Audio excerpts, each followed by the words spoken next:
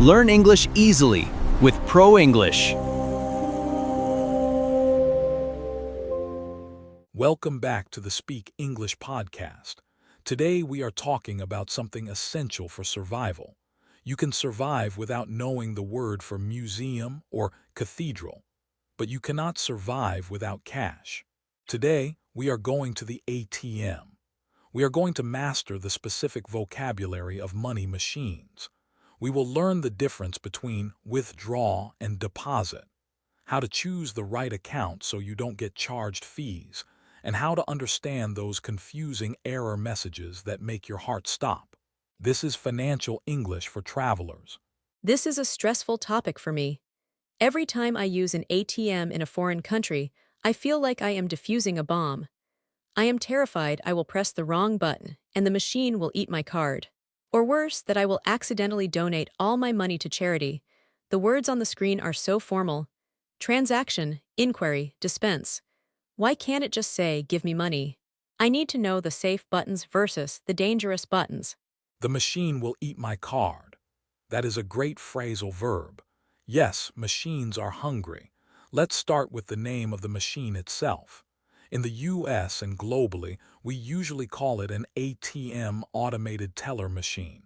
But if you go to the UK, they often call it a cash point or, very colloquially, a hole in the wall. Imagine telling someone, I need to go to the hole in the wall.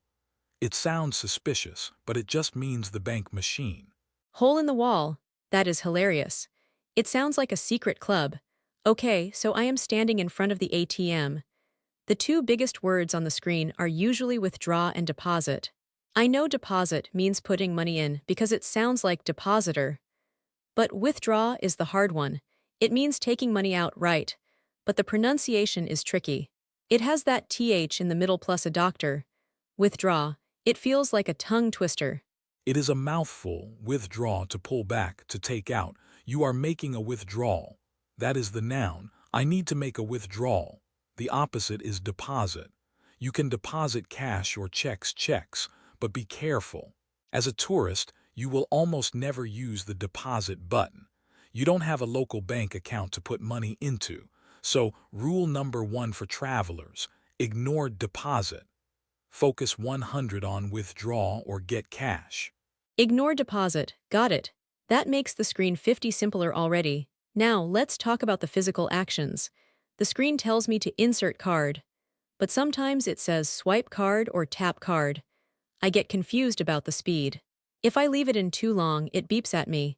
If I pull it out too fast, it errors. What is the difference between insert, swipe, and tap? Insert means to put the card inside the slot and leave it there, usually for chip cards. You push it in until it locks. Swipe is for older cards with a magnetic stripe. You slide it quickly through the reader on the side. Tap is the modern contactless method. You just hold your card against the symbol. The machine will usually flash a picture of what it wants. Vocabulary tip. The place where you put the card is called the card slot. Card slot. Okay, so I insert my card. Next, it asks for my PIN. I know PIN stands for personal identification number, but I always hear people say PIN number. Is that wrong? It's like saying personal identification number. It's redundant. But if I just say, I forgot my PIN, do people understand? Yes, saying PIN number is technically redundant.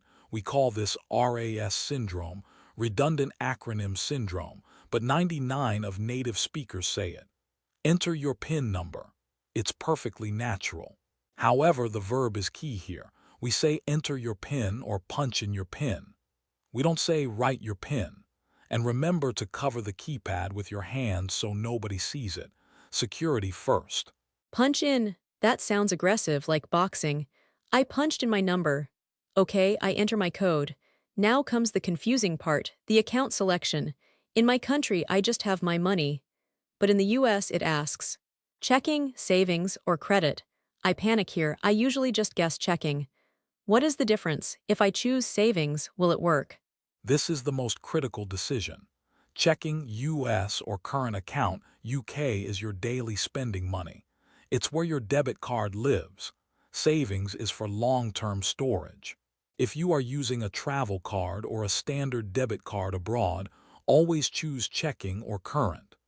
If you choose credit, the bank might treat it as a cash advance from a credit card, which has massive fees.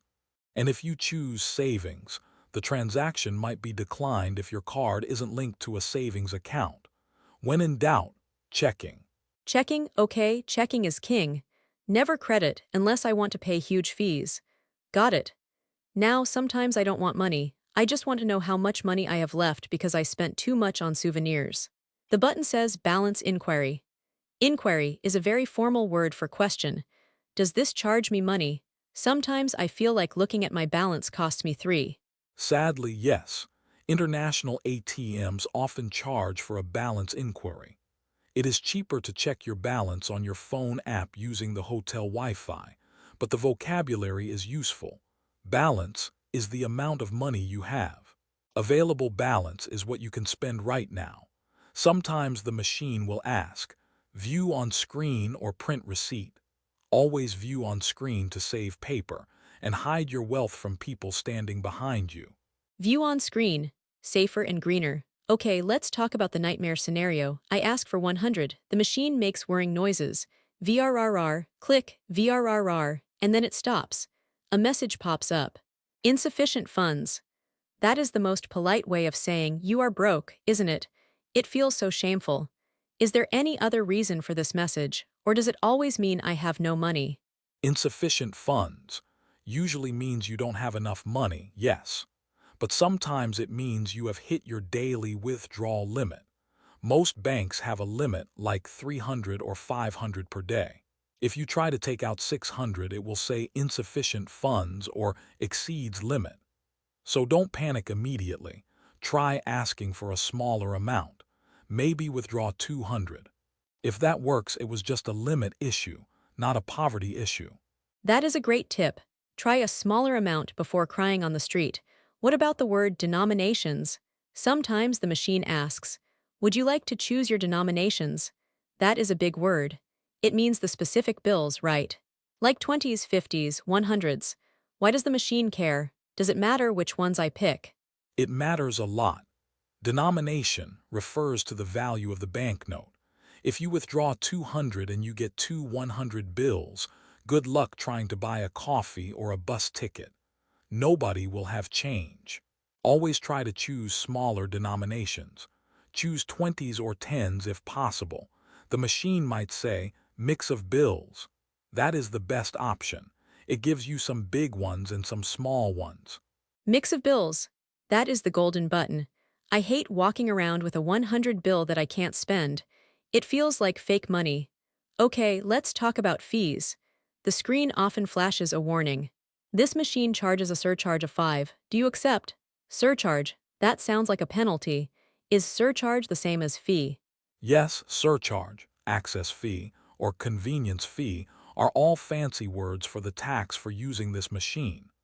This is the money the ATM owner keeps. It is separate from what your own bank charges you. So you might pay 5 to the machine and 5 to your bank. That is a 10 coffee. To avoid this, look for ATMs that say no surcharge, or use an ATM inside a major bank branch, which is often cheaper than the random machine in a corner store. The random machine in the corner store is always a trap. Okay, there is another trap I have seen recently. The conversion screen. The machine asks, do you want to be charged in local currency, euros, or home currency, dollars? It says, I offer a guaranteed exchange rate. It makes it sound like a favor. Let me do the math for you. Should I say yes? It feels convenient to see the amount in my own currency. Stop, this is the biggest scam in travel. It is called DCC, Dynamic Currency Conversion. Never, ever choose your home currency. The ATM will give you a terrible exchange rate, sometimes 10 worse than the real rate. Always choose local currency. Let your bank do the math. Your bank loves you mostly. The foreign ATM hates you. If the screen says continue with conversion or decline conversion, always press decline conversion. You still get your money, but at a better rate. Decline conversion. I need to tattoo that on my hand. They make the accept button look green and happy, and the decline button look red and scary. It is psychological warfare. Okay, speaking of buttons, the physical keypad usually has three colored keys. Green, yellow, red. I know red is stop and green is go, but what are the official names? Enter, cancel, and The red key is cancel, stop everything, give me my card back. The green key is enter or OK, confirm. The yellow key is clear or correction. This is the useful one. If you meant to type 20 and you accidentally typed 2000, don't press cancel. Just press clear. It deletes the numbers so you can try again without starting the whole process over. Use the yellow button to fix mistakes. the yellow button saves the day. I usually panic and press cancel and have to start all over again. Good to know. Okay, finally the machine spits out the money. The screen says, please take your cash. And then it beeps loudly. Beep, beep, beep. Why is it so angry? And then it asks, would you like a receipt? I usually say no to save trees, but is there a reason to say yes when traveling? When traveling, always take the receipt. Why? Because if the machine gives you the wrong amount or if it swallows your card, that little piece of paper is your only proof. It has the transaction ID, the time, and the ATM location ID. If you have to call your bank to dispute a charge, you need that paper. We call this leaving a paper trail. Once you are safe at home, you can shred it. But while abroad, keep the receipt. Paper trail. Okay, I will stop trying to be an environmentalist while on vacation. I will take the receipt. What about the word dispense? Cash will be dispensed below. It sounds like a gumball machine. Is that the only verb for giving out money? Dispense is the formal machine verb. The machine dispenses cash. You might also see collect cash or take cash. The place where the money comes out is called the cash dispenser or the tray. Sometimes there is a plastic cover you have to lift. And don't forget the most important rule. Take the money quickly. Some machines will suck the money back in if you don't take it within 30 seconds. That is called retracting the cash. Oh my God, the machine can steal my money back. That is my new fear. Retracting. I will be fast, I promise. Okay, Michael, I feel much better. I know to ignore deposit, select checking, decline conversion, and keep my receipt. I feel armed with vocabulary. You are ready to withdraw. In part 2, we are going to look at what happens when things go wrong. We will role-play a call to the bank when your card is lost or stolen, blocked card, fraudulent activity, and we will talk about the other machine we use daily. The credit card terminal in shops chip and pin. Sign here. Stay tuned. Fin DELAPARTE 1. Procedo a generar la PARTE 2 turnos 31 a 60, TEMA, at the ATM Part 2. Lost cards POS terminals exchange. DURACIN PARTE 2. 15 minutos aprox. Welcome back to Part 2. We have survived the ATM, but now we face a darker reality. You reach into your pocket and your wallet is gone. Or maybe you check your banking app and see a transaction you didn't make. Somion bought 500 worth of shoes in Russia while you are in Paris. You have to call your bank immediately. This is high-pressure English. You are stressed, maybe crying, and you need to be understood perfectly. We are going to role-play this call. I will teach you the difference between freezing and canceling, and how to dispute a charge without losing your mind. This is my worst nightmare. I actually had this happen once. I saw a charge for iTunes on my statement, but I don't use iTunes. I called the bank, but I didn't know the word for unknown charge. I kept saying I didn't buy this, and the agent was asking me about authorization. I was so confused. I need the specific words to tell them. Stop everything. Don't let them take my money. What is the difference between canceling a card and freezing it? Is blocking the same thing? Great question. Freezing or blocking is temporary. You do this in your app if you think you lost the card but might find it in your other bag. It stops transactions for now. Canceling is permanent. The card is dead, the chip is destroyed, and they will mail you a new one. In a crisis, you call and say, I need to report a lost or stolen card, or I notice some suspicious activity. Suspicious is the key word.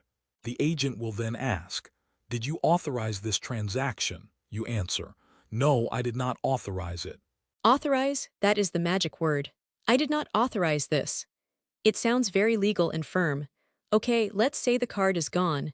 I need them to send me a new one, but I am at a hotel in London, not at my home address. How do I ask for an emergency card? Can I say, send it here?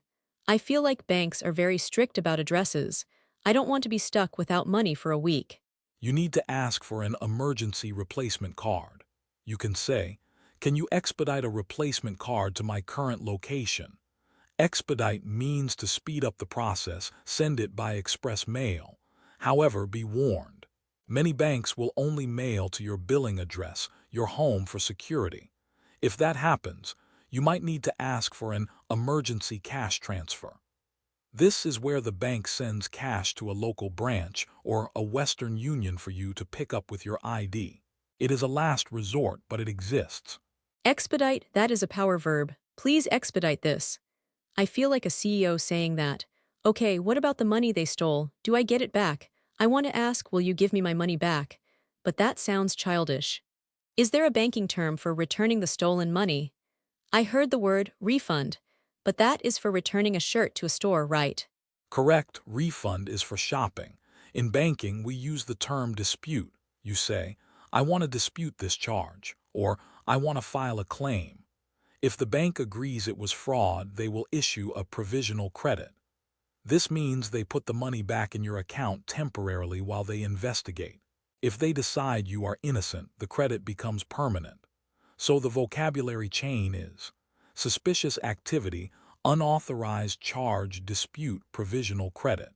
That is a very logical chain. Okay, let's leave the nightmare scenario and go back to shopping. I am in a store buying a souvenir. The machine on the counter, what do you call it? The card machine. The reader. And the cashier asks me debit or credit. Does it matter what I say? Sometimes I say credit, even if it is a debit card, because I heard it works better internationally. Is that a myth? The machine is technically called a POS terminal, point of sale, but in conversation we just say the terminal, the card reader, or the keypad. As for debit versus credit, in the US this distinction matters for local cards, but for international travelers always say credit. Why? Because debit usually requires a US-specific PIN network. Credit uses the Visa/MasterCard network, which works globally. So even if you have a debit card, tell the cashier credit please. It avoids the invalid card error message. Always say credit. That simplifies things. Now the interaction. The cashier holds out the machine. Sometimes they say nothing, they just grunt. Sometimes they ask contactless. I love contactless. It makes me feel futuristic. But sometimes it fails. The machine beeps angrily and says insert chip. Why does contactless fail? Is there a limit? I never know if I should tap or insert. Yes, there is a contactless limit, often 50 or 100 pounds. If you buy something expensive, you must insert the chip and enter your PIN for security. The verb for contactless is tap. The cashier might say, "You can tap," or "Go ahead and tap." If it fails, they will say, "It didn't go through, please insert." Didn't go through is the standard phrasal verb for a failed electronic action. My call didn't go through. The payment didn't go through. It didn't go through. That is so gentle, much nicer than you have failed. Okay, what about the signature? In the US, I still have to sign for things sometimes. In Europe, it is all PIN. If the machine prints a receipt and the cashier hands me a pen, I panic. Do I sign my name exactly like on the card? What if my signature is ugly? Does the cashier actually check? I feel like I am forging a document every time. In the US, sign and drive is still common for credit cards, especially at restaurants. The cashier almost never checks the signature against the card. It is a formality. Just scribble something resembling your name. However, be careful at restaurants. The receipt usually has a line for tip, gratuity, and a line for total. You must write the tip amount, do the math, write the total, and then sign. If you leave the tip line blank, write a line through it so nobody adds a tip later. Oh, the math test at the end of the meal. I hate that. I am full of pasta and wine, and now I have to calculate 18 of 45.50. It is cruel. Okay, vocabulary for tipping. Sometimes the machine asks me directly. It shows options. 15, 20, 25, no tip. Is it rude to press no tip if I am just buying a coffee at a counter? I feel immense social pressure from the digital screen. That is called guilt tipping. The machine is designed to make you feel bad. Vocabulary-wise, you have options. You can select custom amount and leave one, or you can select no tip. In a coffee shop where you stand at the counter, no tip is socially acceptable, though baristas appreciate one. In a sit-down restaurant, no tip is an insult. The machine might also ask, email receipt or text receipt. If you choose text, be ready to recite your phone number to the cashier. Area code 555. Reciting my phone number is another stress test. 555. I always say it in my native language first in my head. Okay, let's talk about the dreaded word, declined. The cashier looks at me, the people behind me sigh. It's declined. I want to die. What do I say to save my dignity? There must be a mistake. Try it again. Or do I just run away? First, breathe. Declined usually just means your bank suspects fraud because you are in a new country. It's for your protection. The polite phrase is, "Oh, that's strange. Let me try a different card." Or, "I think my bank might have blocked it for travel. Let me call them." Do not say, "I have money." It sounds defensive. Just blame the bank. "My bank is so sensitive." Everyone understands that. If you have cash, say, "Do you accept cash?" and pay that way. My bank is so sensitive. I love that. It personifies the bank as an anxious parent. Okay, one final location. The currency exchange booth bureau de change. I try to avoid them because the rates are bad, but sometimes I need cash immediately at the airport. I see two numbers, buy and sell. I never know which one applies to me. Am I buying euros or selling dollars? I just hand them money and hope for the best. This confuses everyone. Think from the bank's perspective. The board belongs to the bank. Buy. The bank buys your foreign currency, dollars, and gives you local currency. We sell. The bank sells you foreign currency, dollars, and takes your local currency. If you are an American in Paris with dollars, the bank is buying your dollars. You get the we buy rate, which is always lower. Also, ask, do you charge a commission? Some places say zero commission, but give you a terrible exchange rate to hide the fee. Think from the bank's perspective. That is the key. They are the main character. Okay, Michael, I feel like I have a PhD in financial English now. I can use an ATM without paying fees. I can dispute a fraud charge. I can navigate the tip screen, and I can read the buy-sell board. I feel powerful. But also, I think I will stick to contactless as much as possible. It is just easier. Contactless is the future, but now you have the skills for when technology fails. Remember, checking not savings, local currency not home currency, credit not debit. And if you lose your card, don't panic, just call and say, "I did not authorize this." You are ready to travel and spend money confidently. Thank you, Michael. I am going to check my bank app right now just to make sure no one is buying shoes in Russia. Better safe than sorry. Good plan. Thanks for listening to the Speak English podcast. Join us next time when we talk about restaurant English, how to order steak, ask for the check, and complain about cold soup without being rude. See you then. Can I have the check, please? I am practicing already. By everyone. Findel episodio completo.